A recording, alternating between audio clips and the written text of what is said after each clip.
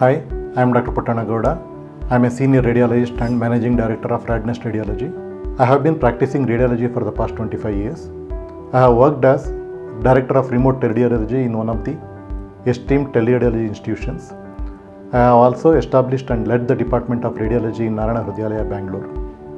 After working in these institutions, we realized the need of radiology services in different parts of our country and across the globe. Our focus has always been on providing the quality report in timely manner.